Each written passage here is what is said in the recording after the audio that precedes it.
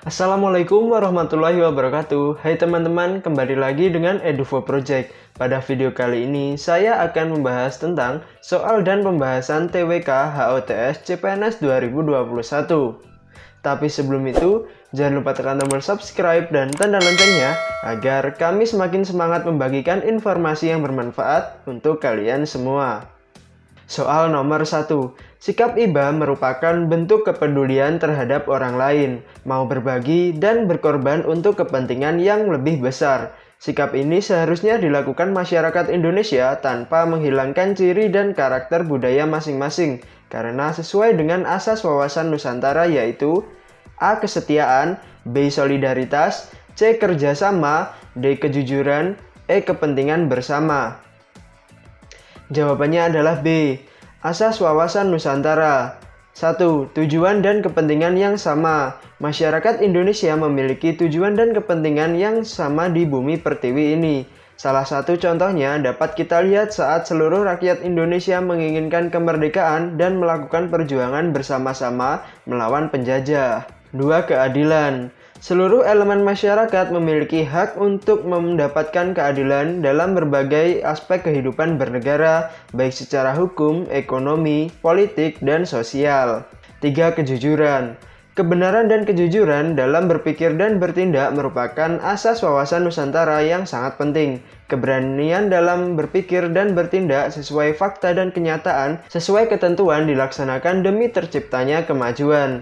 4. Solidaritas. Sikap solidaritas merupakan bentuk kepedulian terhadap orang lain, mau berbagi, dan berkorban untuk kepentingan yang lebih besar. Sikap ini seharusnya dilakukan masyarakat Indonesia tanpa menghilangkan ciri dan karakter budaya masing-masing. 5. Kerjasama. Kesadaran akan tujuan dan kepentingan bersama akan menimbulkan kerjasama dan koordinasi antar elemen masyarakat. Kerjasama dan koordinasi ini dilaksanakan berdasarkan atas kesetaraan untuk meningkatkan efektivitas pencapaian tujuan bersama. 6. Kesetiaan. Kesetiaan merupakan asas wawasan Nusantara yang menjadi tonggak utama untuk menciptakan persatuan dan kesatuan suatu negara. Kesetiaan dapat diwujudkan dengan melaksanakan berbagai kegiatan sesuai aturan dan bertujuan demi kemajuan bangsa dan negara. 2. Nasionalisme humaniter adalah nasionalisme yang bersifat toleran yang berpandangan bahwa setiap bangsa berhak memperjuangkan kesejahteraan bangsanya berdasarkan A. Fanatisme terhadap bangsa lain, B. Tradisi dan sejarahnya, C. Hak asasi individu, D. Demokrasi, E. Cara-cara yang dipercaya bangsa tersebut. Jawabannya adalah E. Nasionalisme humaniter adalah nasionalisme yang bersifat toleran, yang berpandangan bahwa setiap bangsa berhak memperjuangkan kesejahteraan bangsanya berdasarkan cara yang dipercaya bangsa tersebut. 3. Sifat rasional dan nasionalisme Indonesia ialah adanya sikap realistis dan keterbukaan. Hal ini berarti nasionalisme Indonesia harus A. Bersikap apa adanya sesuai kondisi bangsa, B. Memberi ruang bagi semua dan melampaui batas-batas suku, agama, dan ras, C. Berani mengambil yang baik dari luar untuk memperbaiki bangsa sendiri, D. Membebaskan bangsa lain untuk mengadopsi sistem nasionalisme Indonesia, E. Memberikan kebebasan kepada warga negara untuk memberikan ide terkait nasionalisme. Jawabannya adalah C. Sikap realistis dan keterbukaan dalam nasionalisme Indonesia dapat diartikan bahwa nasionalisme Indonesia harus berani mengambil yang baik dari luar untuk memperbaiki bangsa dan juga berani menghilangkan segala hal yang tidak baik pada diri bangsa Indonesia. 4. Berprestasi dalam ilmu pengetahuan dan kebudayaan serta terlibat dalam pengembangan karakter positif bangsa merupakan peran generasi muda dalam mengembangkan karakter nasionalisme yang ditinjau dari perannya sebagai A. Pencipta karakter, B. Pembangun karakter, C. Pemberdaya karakter, D. Perekayasa karakter, E. Pengembang karakter. Jawabannya adalah D. Generasi muda mengembangkan karakter nasionalisme melalui 3 proses, yaitu Pembangun karakter, di mana generasi muda berperan untuk membangun karakter positif bangsa melalui kemauan keras, sikap menjunjung nilai-nilai moral, serta mengaplikasikannya dalam kehidupan sehari-hari. pemberdaya karakter di mana generasi muda menjadi role atau model dari pengembangan karakter bangsa yang positif. Rekayasa karakter, di mana generasi muda memiliki peran berprestasi dalam ilmu pengetahuan dan kebudayaan serta terlibat dalam proses pengembangan karakter positif bangsa. 5. Yang dimaksud dengan warga negara menurut Undang-Undang Dasar 1945 Pasal 26 Ayat 1 yang menjadi warga negara ialah A. Seseorang yang sudah berumur 18 tahun serta lahir di Indonesia. B. Sudah bertempat tinggal di Indonesia selama minimal 5 tahun. C. Bukan keturunan orang asing serta warga negara asing. D. Orang-orang bangsa Indonesia asli dan orang-orang bangsa lain yang disahkan dengan undang-undang sebagai warga negara. E. Orang yang setia pada NKRI serta disahkan oleh undang-undang. Jawabannya adalah D. Undang-Undang Dasar 1945 Pasal 26 Ayat 1 berbunyi, yang menjadi warga negara ialah orang-orang bangsa Indonesia asli dan orang-orang bangsa lain yang disahkan dengan undang-undang sebagai warga negara. 6. Penyelenggara pemerintah Indonesia dibagi menjadi daerah provinsi, daerah kabupaten, dan kota, mencerminkan Indonesia menerapkan prinsip A. Sentralisasi, B. Desentralisasi, C. Dekonsentrasi, D. Asas perbantuan, E. Asas pemusatan. Jawabannya adalah B. Prinsip desentralisasi adalah penyerahan wewenang pemerintah terhadap pemerintah pusat kepada pemerintah daerah untuk mengatur dan mengurus daerahnya masing-masing. 7. Adanya unsur pemersatu di antara warga negara Indonesia dengan semangat rela berkorban dan menempatkan kepentingan bangsa dan negara di atas kepentingan pribadi atau golongan adalah contoh A. Kebinekaan Indonesia, B. Hubungan Pancasila yang hierarkis dan piramidal, C. Hubungan antar sila dalam Pancasila, D. Hubungan keadilan dengan Pancasila, E. Hubungan HAM dengan Pancasila. Jawabannya adalah E. Sila Persatuan Indonesia dalam Pancasila mengamanatkan adanya unsur pemersatu di antara warga negara Indonesia dengan semangat rela berkorban dan menempatkan kepentingan bangsa dan negara di atas kepentingan pribadi atau golongan. Hal ini sesuai dengan prinsip HAM tentang pergaulan sesama manusia dalam semangat persaudaraan, menunjukkan hubungan HAM dengan Pancasila. 8. Sumpah Pemuda merupakan bentuk kesepakatan masyarakat Indonesia untuk mengikat diri dalam satu ikatan kebangsaan. Generasi muda mempunyai kewajiban moral untuk menjaga konsensus tersebut. Apabila generasi muda berkomitmen menjaga kesepakatan akan memberikan dampak positif bagi keberlangsungan bangsa dan negara. Dampak positif yang akan ditimbulkan yaitu semakin kuatnya ikatan nasionalisme bangsa Indonesia. Akan tetapi apabila bangsa Indonesia tidak peduli lagi terhadap hasil konsensus tersebut akan berakibat buruk bagi kehidupan bangsa dan negara. Berdasarkan informasi tersebut, dampak negatif yang bisa timbul apabila kita tidak mengimplementasikan nilai-nilai Sumpah Pemuda yaitu A. Hilangnya kewajiban moral generasi penerus, B. Melemahnya rasa persatuan dan kesatuan bangsa, C. Melemahnya ikatan nasionalisme antar warga masyarakat, D. Melemahnya rasa hormat pada orang yang lebih tua, E. Lunturnya ikatan persaudaraan. Jawabannya adalah B. Sumpah Pemuda merupakan ikrar masyarakat Indonesia untuk menyatukan visi dan misi membangun bangsa Indonesia. Semangat Sumpah Pemuda harus tertanam, terutama dalam diri generasi penerus bangsa. Apabila generasi penerus bangsa mengabaikan Sumpah Pemuda, akan mengakibatkan lemahnya rasa persatuan dan kesatuan bangsa. Apabila hal ini terjadi, kondisi bangsa dan negara akan terancam. 9. Indonesia adalah negara dengan keberagaman suku, etnik, budaya, agama, serta karakteristik dan keunikan di setiap wilayahnya.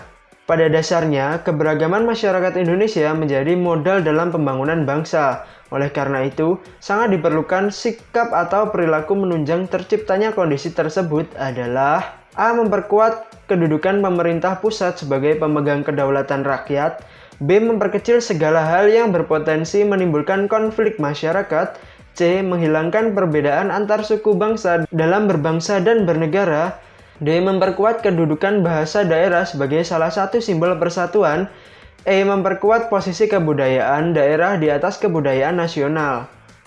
Jawabannya adalah B. Indonesia adalah negara dengan keberagaman suku, etnik, budaya, agama, serta karakteristik keunikan di setiap wilayahnya, sehingga tidak dipungkiri bahwa keberagaman tersebut merupakan salah satu hal yang dapat memicu terjadinya konflik horizontal, karena perbedaan pandangan yang mungkin atau bisa jadi saling bertolak belakang. Dan dari masing-masing akan memegang pandangannya sendiri secara kuat, sedangkan dari sisi lain, pada dasarnya keberagaman masyarakat Indonesia menjadi modal dalam pembangunan bangsa, sehingga diperlukan suatu sikap atau perilaku yang dapat memperkecil hal yang berpotensi menimbulkan konflik masyarakat. 10.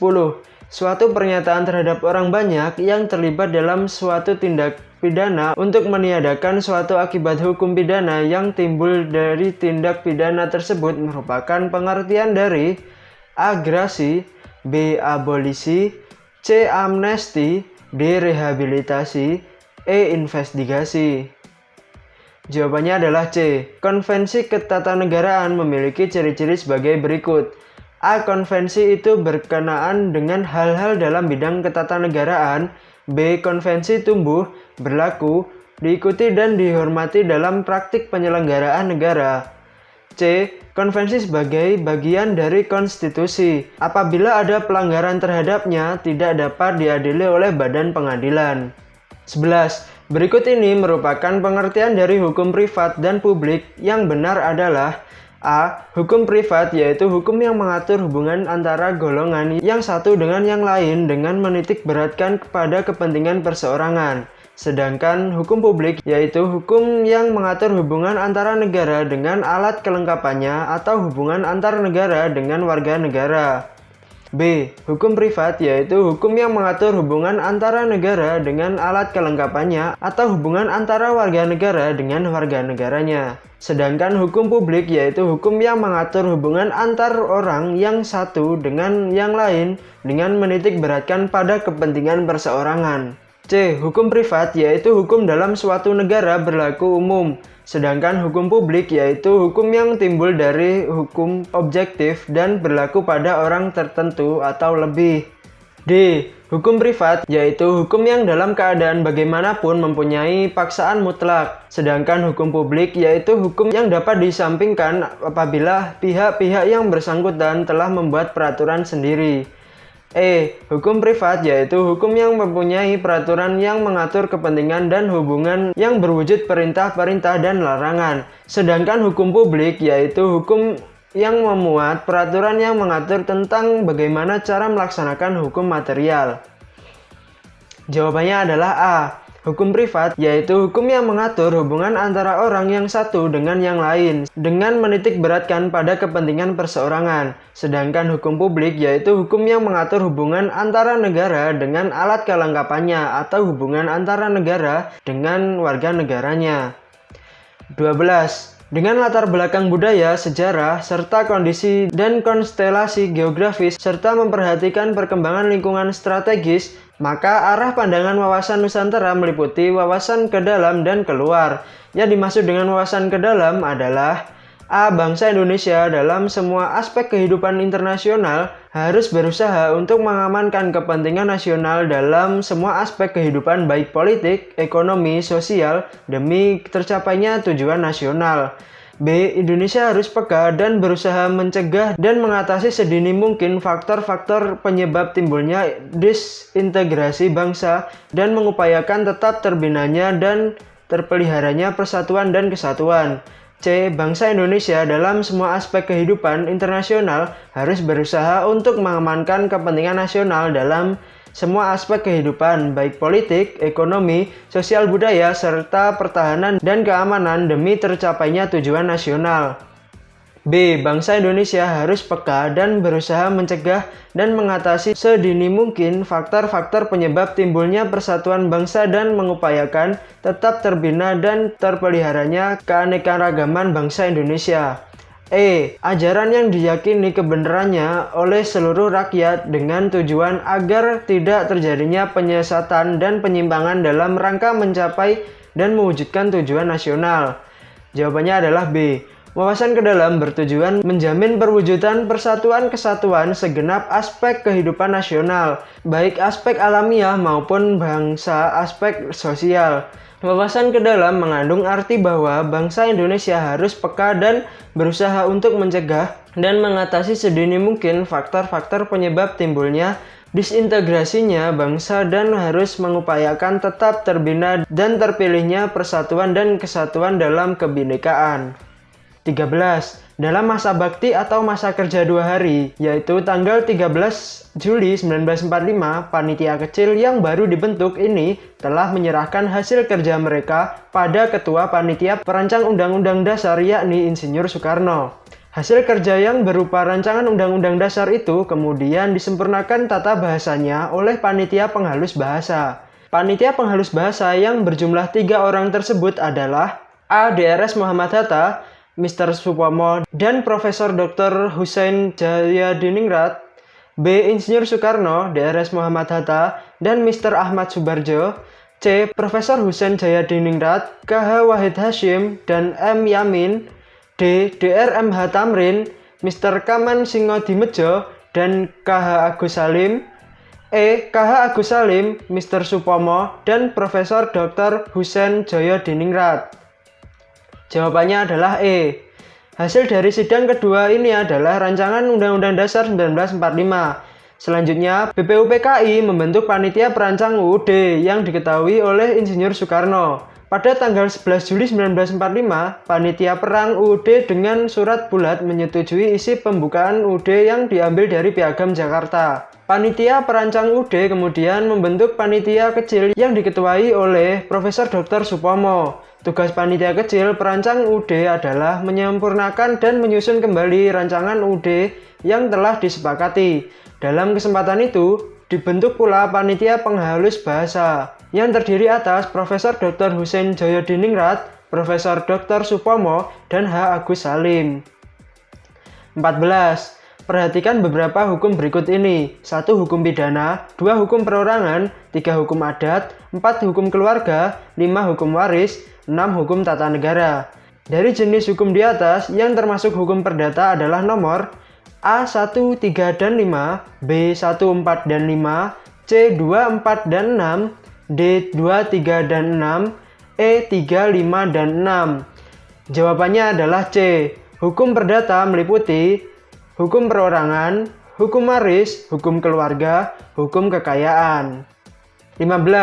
Pengadilan tinggi pertama bagi rakyat untuk mendapatkan keadilan adalah pengadilan negeri, sedangkan pengadilan tinggi dan Mahkamah Agung berfungsi sebagai A. Peradilan istimewa, B. Peradilan KKN, C. Peradilan perkara berat dan lebih berat, D. Peradilan banding dan kasasi, E. Peradilan khusus. Jawabannya adalah D. Peradilan banding dan kasasi. Pengadilan tinggi berfungsi sebagai pengadilan banding. Mahkamah Agung berfungsi sebagai pengadilan kasasi. 16. Politik luar negeri Indonesia bersifat bebas aktif. Artinya, A. Tegas menentukan sikap dalam pergaulan internasional dan regional.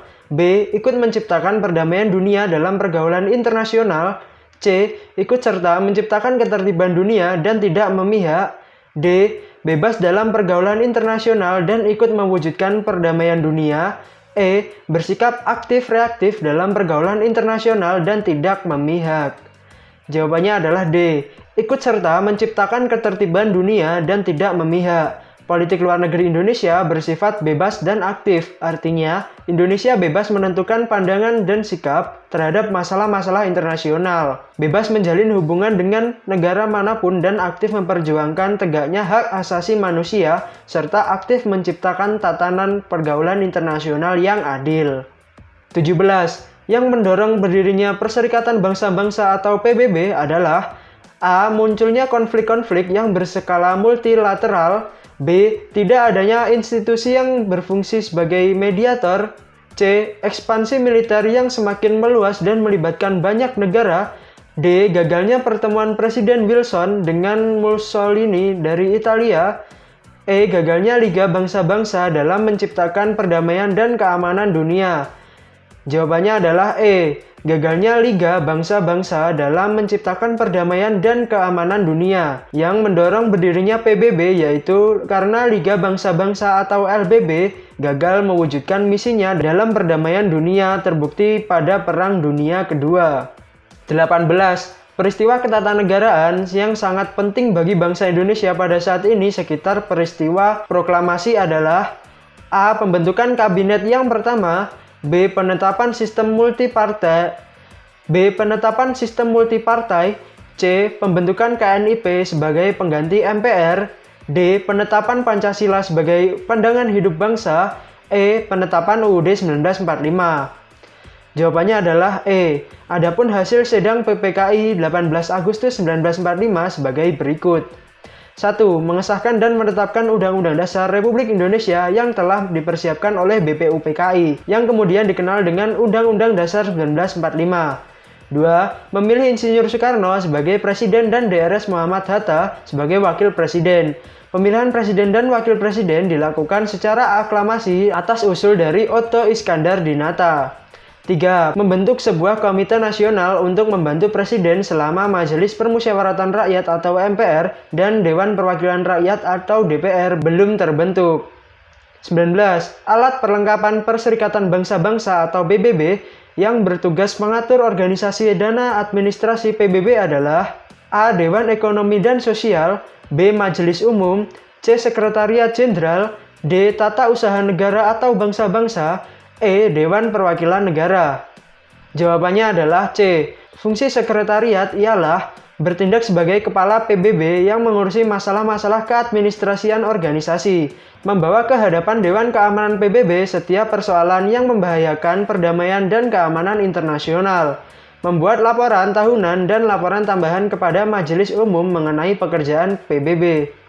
20. Politik luar negeri Indonesia berlandaskan pada pembukaan UUD 1945 alinea A pertama, B kedua, C ketiga, D keempat, E pertama dan keempat. Jawabannya adalah E. Tujuan politik luar negeri Indonesia tercantum dalam pembukaan UUD 1945 alinea pertama dan keempat. 21. Semangat patriotisme pejuang kemerdekaan harus tetap ditumbuhkan ke dalam generasi muda dengan cara A. Berziarah ke makam pahlawan, B. Khidmat dalam mengikuti upacara bendera, C. Mengisi kemerdekaan dengan ikut serta dalam pembangunan nasional, D. Merayakan hari kemerdekaan dengan meriah, E. Bersukacita dalam menikmati kemerdekaan Indonesia. Jawabannya adalah C. Semangat patriotisme pejuang harus tetap tumbuh bagi generasi muda, yaitu dengan mengisi kemerdekaan dengan ikut serta dalam pembangunan nasional sesuai kemampuan atau latar belakang warga negara. Baik teman-teman, itulah tadi soal dan pembahasan TWK HUTS CPNS 2021. Terima kasih telah menonton video ini. Jangan lupa subscribe, like, dan share video ini ke teman-teman kalian jika menurut kalian informasi ini bermanfaat. Wassalamualaikum warahmatullahi wabarakatuh.